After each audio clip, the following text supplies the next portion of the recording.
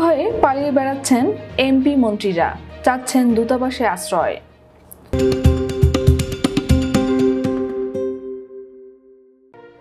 বাংলাদেশ থেকে শেখ হাসিনার নেতৃত্বে আওয়ামী লীগের নজিরবিহীন দুঃশাসন ও স্বেচ্ছাচারিতার অবসান ঘটেছে। ছাত্র জনতার অবিস্মরণীয় অভ্যুত্থানের মুখে শেখ হাসিনা পালিয়ে গেলেও ভয়াবহ বেকায়দায় পড়েছেন আওয়ামী লীগের এমপি মন্ত্রীরা। অনেকে সুযোগ বুঝে দেশ ছাড়তে পারলেও আটকে পড়া অনেক এমপি মন্ত্রী ও অসংখ্য নেতাকর্মী প্রাণ ভয়ে পালিয়ে বেড়াচ্ছেন। তাদের অনেকে আবার বিভিন্ন দূতাবাসে আশ্রয় চেয়েছেন। গতকাল সোমবার দুপুরে প্রধানমন্ত্রীর পদ থেকে পদত্যাগ করে সামরিক হেলিকপ্টারে চড়ে ভারতের উদ্দেশ্যে উড়াল দেন শেখ হাসিনা ও তার ছোট বোন শেখ রেহানা। তার তাৎক্ষণিক এর সিদ্ধান্তে কয়েকজন এমপি মন্ত্রী দেশ ছাড়তে না পেরে দেশে গা ঢাকা দেন।